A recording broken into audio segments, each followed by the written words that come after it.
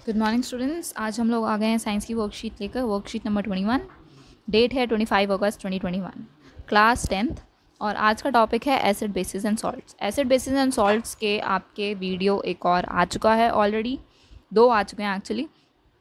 दोनों के लिंक मैं डिस्क्रिप्शन बॉक्स में डाल दूँगी, देख लेना। एसिड बेसिस एंड सॉल्ट्स के अंदर काफ़ी चीज़ें हमने पढ़ी थी। पिछली बार भी हमने पढ़ा था कि एसिड्स और बेसिस जब मेटल्स और नॉन मेटल्स के साथ रिएक्ट करवाते हैं जब हम, तो वो कैसे रिएक्ट करते हैं। और फिर दूसरी वीडियो में हमने देखा था कि एसिड और बेसिस जब साथ में रिएक्ट करते हैं तो क्या बनाते हैं। ये दोनों वीडियोज़ हम लोग कवर कर चुके हैं। अगर आपने नहीं देखा तो प्लीज़ जाके देख लेना, तभी आपको आगे चीज़ें समझ आएंगी।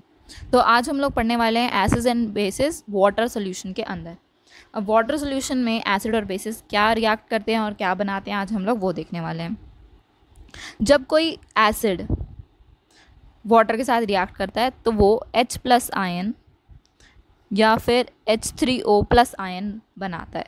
मतलब एक तरीके से वो आयन बनाता है। प्लस वाला हाइड्रोजन निकलेगा जब भी एसिड वाटर के साथ रिएक्ट करवाया जाएगा।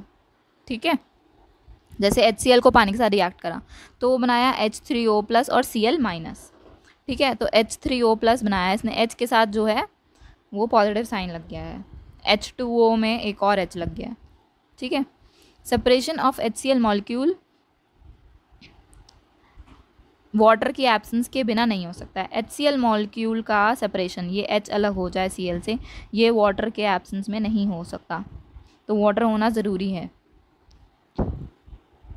क्योंकि हाइड्रोजन आयन अकेला एग्जिस्ट नहीं करता, उसे H2O चाहिए साथ में लगने के लिए। अगर ये H यहाँ से अलग होगा तो उसे H2O चाहिए भैया, जिसके साथ वो लग पाए, अकेला नहीं घूम सकता वो। इसलिए पानी का प्रेजेंस ज़रूरी है अगर हमें HCl को सेपरेट करना है तो। देखो अब इसी का ये जो रिएक्शन ऊपर दिया हुआ है, इसी का हाफ रिएक्शन है ये। जब HCl टूटा तो H कहाँ से रिएक्ट करके H3O+ बनाएगा, उसका रिएक्शन यहाँ पे गिवन है। अब सारे बेसिस में तो OH- होता है, OH- होता है सारे बेसिस में। मैंने आपको रिकॉग्निशन का भी मेथड बताया था कि आप एसिड और बेसिस को कैसे डिफरेंशिएट करोगे, कौन सा एसिड है कौन सा बेस है। तो H में, एसिड में हाइड्रोजन लगा होता है, H होता है सिर्फ, और बेसिस में OH लगा होता है, ये OH बॉन्ड होता है। तो अब बेसिस में OH लगा हुआ है तो OH ही अलग हो जाएगा।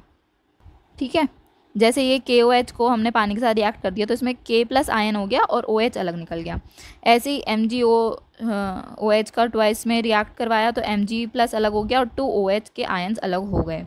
तो OH- अगर निकल रहा है तो आपको समझ जाना चाहिए कि वो बेस के साथ हमने वाटर को रिएक्ट करवाया है। और अगर H+ आयन्स निकल रहे हैं तो आपको समझ जाना चाहिए कि ये रिएक्शन हुआ होगा एसिड और वाटर का।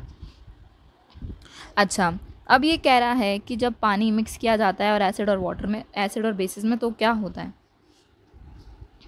जब हम पानी को, एसिड और बेसिस को डिज़ोल्व करवा रहे होते हैं, आपने सुना होगा, अगर लैब वैब गए होगे तो आपने सुना होगा कि कॉन्सेंट्रेटेड एसिड भी होता है और एक डाइल्यूटेड एसिड होता है। ठीक है, कॉन्सेंट्रेटेड एसिड में एसिड ही एसिड होता है। ठीक है, दैट इज़ प्योर एसिड। और जो डाइल्यूटेड होता है उसमें हम लोग H2O मिक्स करते हैं एसिड में। तो अब आप कहोगे कि यार एसिड के साथ तो वो रिएक्ट कर जाएगा और H+ आयंस अलग कर देगा। तो उसका प्रोसेस ऐसा नहीं है कि एसिड रखा हुआ और हमने 1 गिलास भर के पानी डाल दिया इसमें, नहीं, ऐसे नहीं होता। उसका एक प्रोसेस है कि हम उस पानी को किस तरीके से मिलाएं सो दैट वो रिएक्ट ना करे और H+ आयंस अलग ना हो। हमें एसिड को डाइल्यूट करना है सो दैट वो इतना डेंजरस ना हो कि लोगों को हर्ट कर सके। HCl बहुत डेंजरस होता है, एसिड अटैक्स इतने होते हैं आजकल रोड वगैरह पे, तो स्किन तक गल जाती है एसिड से। दैट्स वाई एसिड बहुत ज़्यादा डेंजरस होता है। इसलिए वो कम डेंजरस हो और लैब्स वगैरह में हमारे रिएक्शन करवाने में काम आ पाए, क्योंकि रिएक्शन तो बच्चे ही करेंगे। अब बच्चे तो गेर वेर के काम ख़राब कर सकते हैं ना, अपने ऊपर ही गिरा सकते हैं चीज़ों को, तो वो डेंजरस चीज़ है। इसलिए स्कूल्स में यूज़ करने के लिए हम एसिड को डाइल्यूट कर देते हैं, इसमें पानी मिला देते हैं, लेकिन उसका एक प्रोसेस होता है। देखो अब कैसे करते हैं। Acid must always be added slowly to the water. अब एसिड में आप पानी नहीं डालोगे, आप पानी में H2O में एसिड डालोगे, वो भी drop by drop, added slowly with constant stirring, जिसके साथ आप H2O को भी स्टीयर करते रहोगे, मतलब उसको हिलाते रहोगे जो पानी है उसको आप ग्लास रॉड से हिलाते रहोगे और एसिड की एक एक ड्रॉप उसमें डालते रहोगे।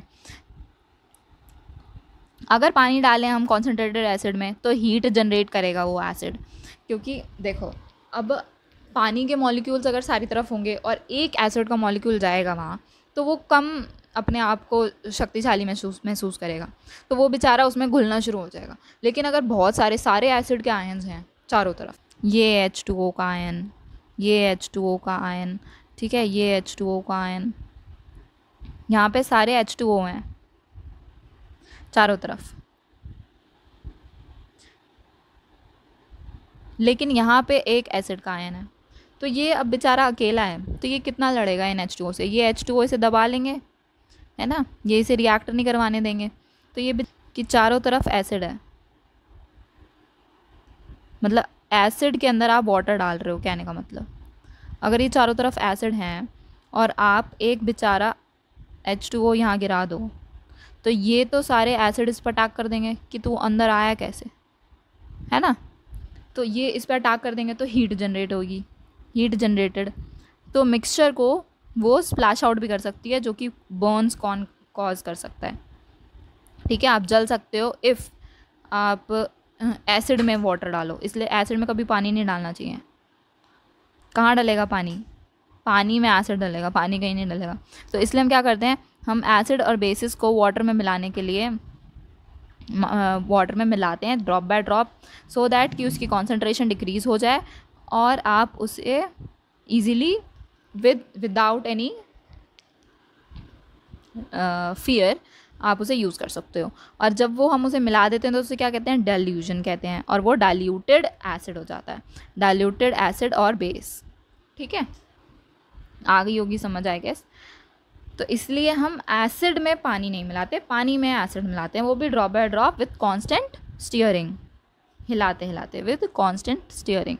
Okay, universal indicator. अब एक तो ये हो गया, हम ये बोल रहे हैं कि OH का आयन होगा तो वो बेस होगा, और अगर H+ आयन होगा तो वो एसिड होगा, लेकिन ये तो हमारी इक्वेशन की बात हो गई कि हमें एक इक्वेशन लिखी हुई दिख रही है और हमें उसमें आइडेंटिफाई करना है कि वो एसिड है या बेस है।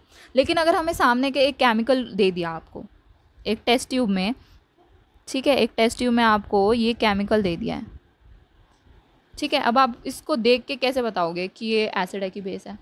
ऐसे थोड़ी पता चलेगा कि एसिड है या बेस है, हमें आयन्स थोड़ी दिख रहे हैं, तो उसको इंडिकेट करने के लिए कि वो एसिड है या बेस, हम यूनिवर्सल इंडिकेटर का यूज़ करते हैं।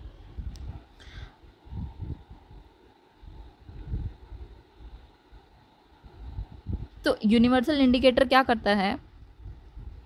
यूनिवर्सल इंडिकेटर, आप जब उसमें ये एसिड या बेस का मिक्सचर डालोगे, जैसे हमने पीएच पेपर पढ़े थे, ठीक है, वो भी एसिड और बेसिस के डिफ्रेंशिएट करने के लिए होते हैं, तो वो येलो कलर का पेपर होता है, उसमें अगर आप OH डालोगे तो वो ब्लू ग्रीन सा कलर हो जाएगा, ठीक है, और अगर एसिड डालोगे तो वो हो जाएगा रेड। तो इससे आप इंडिकेट कर सकते हो कि वो एसिड है या बेस है। और पीएच पेपर के अलावा भी काफ़ी सारे यूनिवर्सल इंडिकेटर्स आते हैं जिसमें आप OH बेसिस या एसिड को डाल के देखो तो आपको पता चल जाएगा कि वो एसिड है कि बेस है। तो ये हो गया यूनिवर्सल इंडिकेटर का यूज़, कि हम यूनिवर्सल इंडिकेटर का यूज़ कहाँ करते हैं? प्रैक्टिकल यूज़ होता है। और अगर थियोरेटिकल यूज़ करना है तो हमें पता ही है कि OH आयन्स हैं और H+ आयन्स है ना। अब हम बात करते हैं क्वेश्चंस की। What ion is generated when acid reacts with water? अब एसिड का रिएक्शन होगा तो H+ आयन निकलेगा, है ना, यही हो गया। अब बेस रिएक्ट कर रहेगा तो क्या होगा? OH- आयन निकलेगा, ठीक है, ये इसका आंसर, ये इसका आंसर। नेक्स्ट, अगर हम एसिड को डिल्यूट कर रहे हैं तो हमें क्या रिकमेंड किया जाता है कि एसिड वाटर में ना add, acid should be added in water, acid को वाटर में ऐड किया जाए, ना कि वाटर को एसिड में। ऐसा क्यों किया जाता है? क्योंकि अगर एसिड वाटर में डलेगा drop by drop with constant stirring तो वो आराम से मिल सकता है, लेकिन अगर वाटर एसिड में डालेंगे तो हीट जनरेट होगी जिससे दैट कैन कॉज बर्न्स, ठीक है।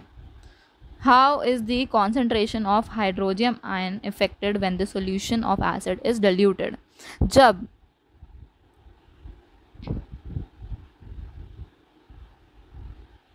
हाइड्रोजन आयन के एसिड की कॉन्सेंट्रेशन कैसे हो जाती है, कॉन्सेंट्रेशन कम हो जाती है, कॉन्सेंट्रेशन डिक्रीजेज। ओके, और फिर यूनिवर्सल इंडिकेटर क्या होता है, यूनिवर्सल इंडिकेटर होता है हमारा